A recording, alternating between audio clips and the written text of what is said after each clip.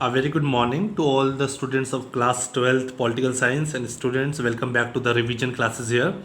As in the last video, we had already started our revision of chapter number 3rd, that is new centers of power. As I explained you, it's now new content name is new centers of power, and this used to be chapter number 4 previously, but now this is chapter number 3rd, as US hegemony has been deleted from your new revised syllabus given by the CBSE. So all these things I had already explained you, and in the previous video we had done and studied about European Union, and completely we had finished that video. And today the other important topic of this chapter according to the new revised syllabus is ASEAN. So we are going to study about the new center of power, which was, we can say, a challenge for the US hegemony, or which could challenge the US hegemony as European Union we have already studied. Now we are going to study about ASEAN. So let us first of all see the full form of ASEAN. Association of Southeast Asian Nations. So if we see the details of this particular association, and we will also see what is the history behind formation and establishment of this organization in this region of Asia. What were the reasons that the countries and all the countries of this area required association or organization for its growth and development. Okay, so what were the reasons for that? As we know, each organization or any association is formed or comes into establishment because of certain important reasons, and there must have been reasons for this association as well, as it was in the case of European Union. So let us see and study what were the problems and what were the circumstances that this association came into existence. So when we were studying about the European Union, so we basically studied about European, that how their economic structure and the complete structure on which the European structure was based, it was all devastated and destroyed during the Second World War. So, and after the Second World War, what was the situations and conditions there, and what was the need of that organization, European Union, for its establishment. So here also it is related to Second World War. It's written, before and during the Second World War, Southeast region of Asia suffered economic and political consequences. So it's written before also and during also. Before World War Second, after during the Second World War, as well as after the Second World War. So complete process when this Second World War was in progress, this region of Southeast Asia region of suffered economic and political consequences. There were a lot of economic consequences and political consequences of repeated colonialism. Why it's written repeated colonialism? Because here Japanese and European countries, many European countries and Japan wanted to invade this particular region of Asia. This is called Southeast Asia. Here many European countries and Japan wanted to have their control over these territories, because of which there were a lot of economic consequences and political consequences repeatedly one after the other, because of which there was a lot of unemployment, poverty, there was poor condition of people living under social, economic, cultural problems, with problem of nation building. So this was one problem. Another was, there was after this Second World War was over, there was a problem of nation building. As we know, many of these countries were now decolonized, they got the freedom from their colonies, and now they were the new independent states. But there was a problem, as they were too poor, they were struggling with the economic consequences, political instability, they were not stable at all the countries of this region mostly. So they were facing the problem of nation building. And after the Second World War, we know that period was the period of Cold War era, and in that these nations had to select that which alliance they had to join, whether they had to alliance the US alliance led as they followed the ideology of capitalism, or these nations had to follow USSR, which followed the ideology of socialism and communalism. So it was also a problem of nation building. So these were the problems which led to the formation or establishment of this association, which we called as ASEAN. Here these countries finally decided that it is very important for all the countries to come up together to cooperate with each other with the mutual understanding, as independently they could have not been able to achieve the development which they wanted, which they were focusing, as they were very weak. But with unity they could achieve what they wanted, and they wanted to that is why this association was formed, which we call as ASEAN. Let us study about now ASEAN. This was a history which I told you, because of which this organization came into existence. So if talking about ASEAN, it established in 8th August 1967. You have to remember this date. This is the date when this ASEAN organization or association came into existence, and these were the 5 important founding countries. Okay, you have to remember the name: Indonesia, Malaysia, Philippines, Singapore, and Thailand, by signing the Bangkok Declaration. Bangkok is the capital of Thailand. At Bangkok, all these 5 member founding countries, they met. They had common consent of the development of the economic, political, and social development. So they decided to cooperate amongst each other in the field of trade, economy, military, everything. So they find a treaty, and the treaty or agreement, which I can say, and they form this association which we call it ASEAN. But later on, with the passage of time, with the popularity of ASEAN, and they saw how these 5 countries are working so good together, they are cooperating with each other. Later on, 5 more countries joined this ASEAN. So you have to remember that at presently there is total number 10 members in this ASEAN organization. Okay, so later, in the beginning there were 5, and later 5 more countries joined, and these 4 countries were Brunei Darussalam, Vietnam, Laos PDR, Myanmar, which we used to call previously as Burma, and Cambodia. And these 5 countries made its total strength as 10. So if anyone asks you what is the total strength of ASEAN organization or association, so you have to say there are 10 total members. But if they are how many were the founding members, then you have to say there were 5 founding members, and these founding members were Indonesia, Malaysia, Philippines, Singapore, and Thailand. And they had signed, after signing this particular declaration, Bangkok Declaration. Roughly I have made this is the ASEAN flag. So by 2003, ASEAN had several agreements in place by which member states promised to uphold peace, neutrality, cooperation, non-interference. So it is very important here. Till 2003, we can say, after 1967 it was established, and by 2003 this ASEAN association had several agreements. So the countries and the member countries had signed various agreements with each other. Okay, and all these were the members, and these all the states and all the countries promised to each other as a common consent that they will uphold peace. They will try and maintain peace in this particular region. They will bring harmony to this region of ASEAN. They will be neutrality. They will maintain neutrality. They will not be like supporting one country or the other country, or showing their dominance. There will be no dominance of any country. Like in USSR, we saw there was a dominance of Russia. Okay, although there were total 15 countries, out of them one was Russia, but in every I would say international politics or any decision making or political, economic, culturally, everywhere Russia has its dominance. But here they had decided that there will be neutrality.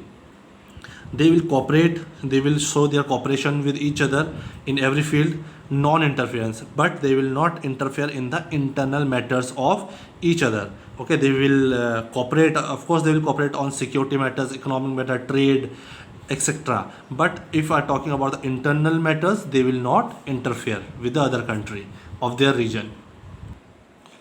And respect for national differences and sovereign rights. As we live in Asia, as if I talk about India and its neighboring country, we are neighbors, but we all are different from each other. There is a lot of diversity in terms of caste, language, religion.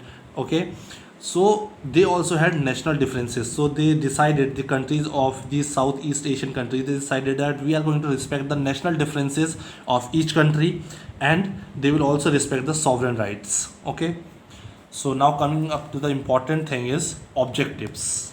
What were the important objectives of this association, which we called as ASEAN? So the first objective was primarily to accelerate economic growth.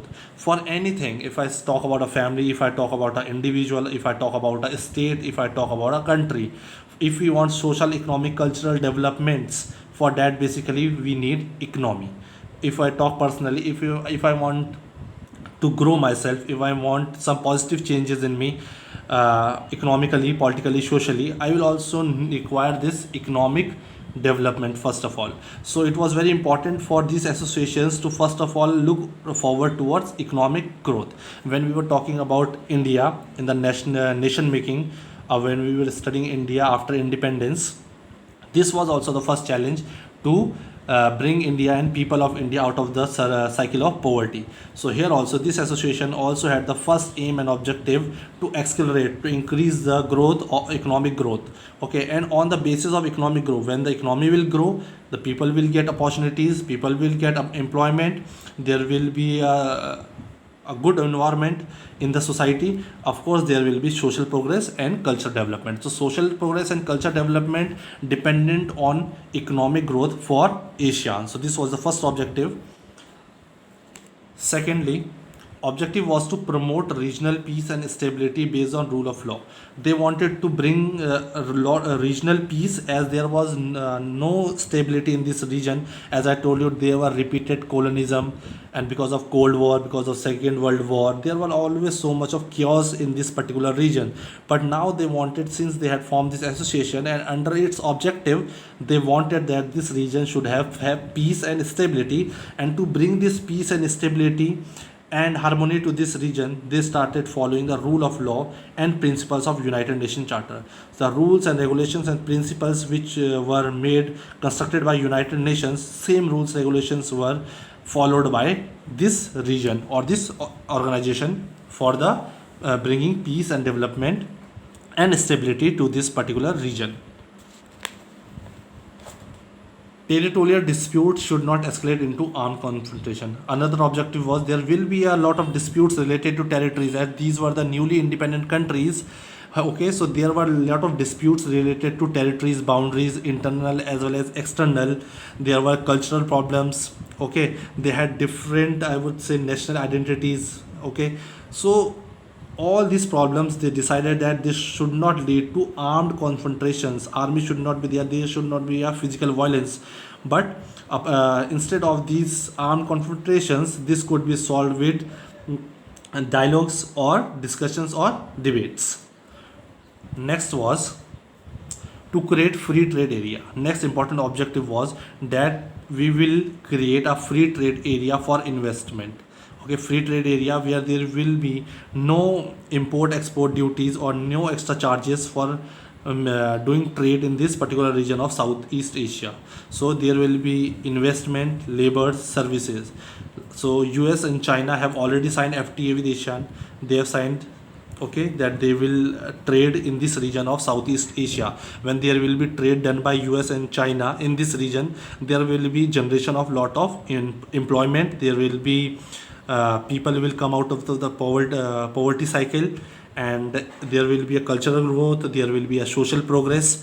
So that is why they had created a free trade area. For that, India has also signed free trade area, but not completely with ASEAN. Although India is looking to sign this free trade area agreement with ASEAN, but currently India has signed this free trade area agreement only with two countries, that is Singapore and Thailand. So here India is having import export trade in Singapore and Thailand. ASEAN way, it is to form an interaction that is informal. So they wanted that the interaction which should be there with, among the member countries, it should be informal. Okay, if there is any problem, any conflicts among the member countries, the discussion should be informal, non-conformist. They don't have to use arms against each other. They have to cooperate. They have to promote supranational structure in the association of ASEAN. As supranational structure we have seen in the case of European Union, as they have the common flag, common anthem, they have they have a founding date. In the same way here, ASEAN also wanted that they should cooperate with each other with the mutual understanding, and they should avoid these conflicts within their territories as well. Now in 2003, the ASEAN community established the following three pillars. If I talk about this year, in 2003, ASEAN community, this organization ASEAN, it has established three pillars. And what were these three pillars? And these are the important pillars which give strength to this particular organization or association. that is ASEAN. So what were the these important basic structure or the basic pillars? The ASEAN Security Community, the ASEAN Economic Community, and the ASEAN Social Cultural Community. So these three were the three pillars. One by one we will study about it. First is the ASEAN Security Community. Okay, so from this term we can understand security. It is all related to the security of this region of Southeast Asia. To solve territorial disputes, under this they had decided that they will solve these territorial disputes and not to escalate into armed conflicts, as we have already discussed. They will mutually, with mutual understanding discussions, they will try and solve these territorial disputes. They will not be involved in any armed confrontations through, and they will solve these problems of territorial disputes with dialogues, with making negotiations, also promote regional peace. And with, when they will make negotiations, they will use dialogues, they will make debates and discussions in eradicating these territorial disputes. Definitely they will be also promoting regional peace in this way. Okay, regional peace. By 2003, ASEAN had several agreements in place, as we have already read. By 2003, ASEAN had several agreements in place by which member states promised to uphold, in which these all the 10 members of ASEAN, they had decided and they had promised to each other they will promote peace, neutrality, cooperation, non-interference in internal matters of each other's, a respect for national differences and sovereign rights. So these were the areas where the member states had promised to cooperate with each other for the growth and development of ASEAN region. Now coming to the ASEAN Economic Community, common market. First objective was they have to provide a common market for Asian countries and produce goods. So here all the member countries, it means all the 10 members of ASEAN will come and they will deposit all their goods, whatever the produced goods they have, in the common market. So the shared profit will be equal. So they will have a common market. ASEAN is small economy. Although ASEAN has a small economy, then if we are compared the economy of ASEAN means of all these 10 member countries, if we compare the economy with US, European Union or Japan, they are smaller. They are not as huge as the economy of US, EU or Japan. But if I talk in terms of growing, at the rate which the economy is growing of ASEAN is faster rate. So the economy of this region of ASEAN is growing at a faster rate, as it has made many provisions and changes in its association, or we can say in this third pillar of economic community, as we studied about free trade areas where they are making investments, labors and services by the other foreign countries. ASEAN created FTA for investment, labor and services. And the last is ASEAN Social Cultural Community. Main motive of ASEAN was to increase social progress and culture development. Okay, so this is also one of the main motive of ASEAN. As we know, these countries, 10 Asian countries, Northeast Asian countries, they have a very rich heritage, they have a very rich culture, they have various norms and values related to their culture. So they want that, okay, we will have the economic development, we will have the political development, we want to be strong, we want to grow, but along with it, the main objective of ASEAN is also to promote and secure the social progress and cultural development of the all the countries of ASEAN region. So this was all about the ASEAN. Okay, so you also need to read your NCERT books. You will get lot of important things there also to construct your answers. Okay, with this I am coming to end of this topic. Thank you.